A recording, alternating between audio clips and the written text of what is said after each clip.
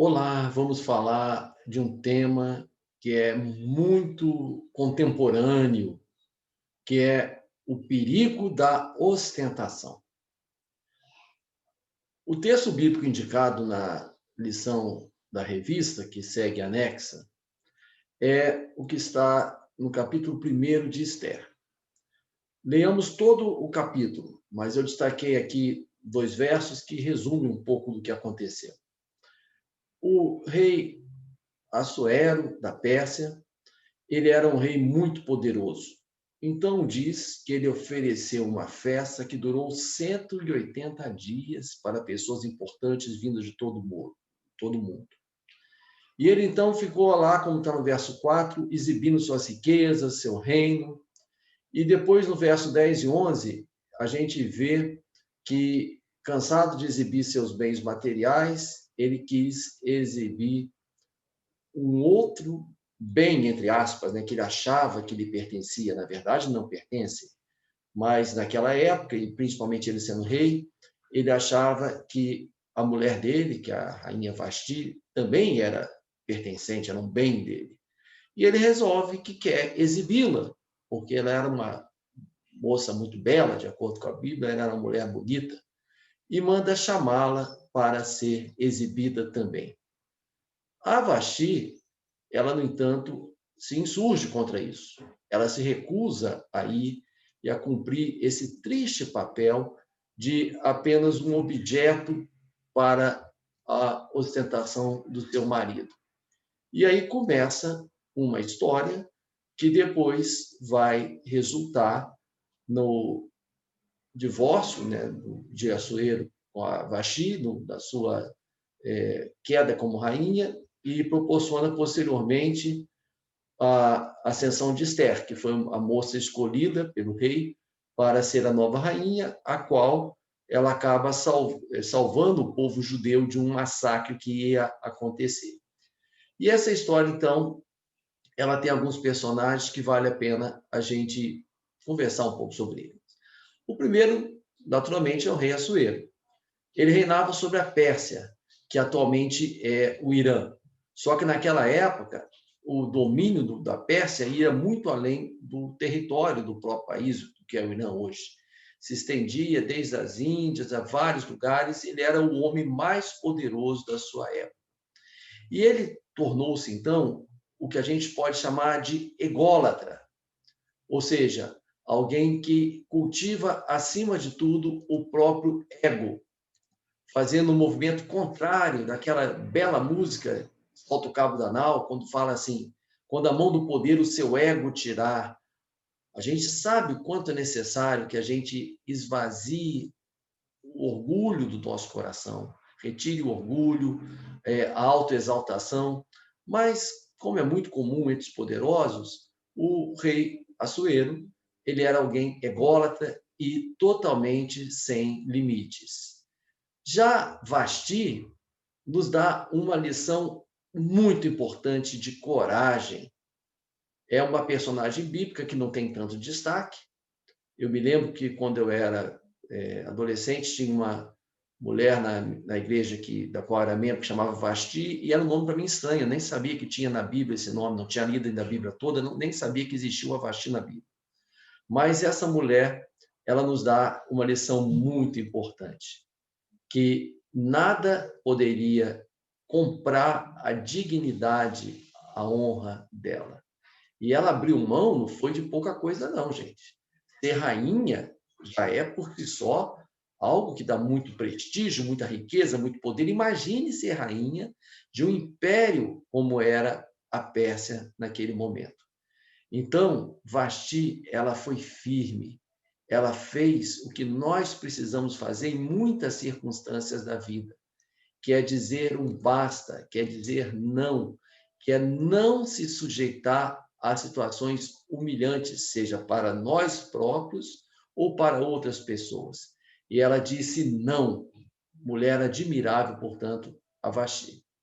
E entram aí os sábios, entre aspas, né? Porque de sábios eles não tinham nada, mas o rei, ele resolveu consultar outras pessoas que nada mais fizeram do que reforçar o comportamento narcisista que ele tinha, o comportamento orgulhoso e ególatra. E os sábios, entre aspas sempre, eles representam as pessoas que são, como a gente diz popularmente, puxa-saco, que ficam reforçando, que não têm coragem de dizer a um poderoso que ele está errado, ao contrário, ficam só reforçando. E a Bíblia tem outros momentos em que reis consultam pessoas que eram de sua confiança e que levam a decisões realmente desastrosas. Foi assim, por exemplo, na sucessão de Salomão. O seu jovem filho, ele realmente errou quando consultou outros jovens igual a ele, que falaram para que ele tivesse muita dureza na cobrança de impostos e acabou causando a divisão do reino de Israel, perdendo metade na briga entre ele, o Roboão e Jeroboão. Mas, enfim, cuidado com as pessoas que nos cercam e que muitas vezes têm conselhos para dar para a gente. É muito bom ter amigos e pessoas que nos aconselham, mas cuidado, porque nem sempre esses conselhos são os melhores. Então, a gente tem que filtrar tudo à luz da palavra, ter muita sabedoria. E hoje nós vemos uma situação que em nada fica devendo àquela época, é o que aconteceu, em termos da valorização da ostentação. Hoje, as pessoas costumam ser valorizadas não por aquilo que elas são, mas por aquilo que elas têm, por aquilo que elas ostentam. Isso tem levado, então, ao movimento de busca da ostentação. Tem até um tipo de funk que se chama funk de ostentação, cujas letras exaltam o consumo de bebidas, a compra de joias, de carros e também a exibição de mulheres, tal qual o rei queria fazer ali com a rainha Vasti. E eu já vi uma vez uma reportagem que um dos cantores desse funk de ostentação falando: olha, cada vez que eu vou no shopping eu largo 20 mil reais, e se exaltando por causa disso. Essa é uma das doenças contemporâneas muito graves, né? A busca da ostentação. E quais são os efeitos disso? Um dos efeitos é a marginalização de quem não pode ostentar, de quem não tem como consumir. São as pessoas que são consideradas de menor valor. É o descontrole emocional, e não apenas a ostentação financeira, mas até a ostentação física. As mulheres, principalmente, sofrem com problemas graves aí por causa de não estarem dentro de um padrão de beleza, de corpo que a sociedade impõe, e os homens também estão começando a sofrer de bulimia, de depressão, de muitos problemas por causa tanto de questões corporais e também da questão do sucesso financeiro, que é algo que pesa muito sobre as pessoas. E a própria criminalidade, ela é insuflada, ela é aumentada a partir do momento em que se valoriza demais os bens materiais e a ostentação. Eu já fui voluntário em uma ONG lá no Rio de Janeiro, que cuidava de meninos e meninas de rua, e eu conheci um pouco da realidade. Muitos adolescentes que entram na marginalidade, eles vão realmente em busca de quê? De mais respeito, porque sendo filhos de famílias humildes, famílias pobres, eles não têm acesso ao tipo de consumo que outros têm. E aí vão para a marginalidade para obter esse tipo de acesso, de prestígio que vem de consumo de roupas caras, de celulares modernos, coisas assim.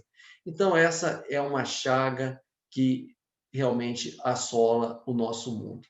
E o que é pior, em termos assim, mais lamentável, essa chaga está dentro das igrejas.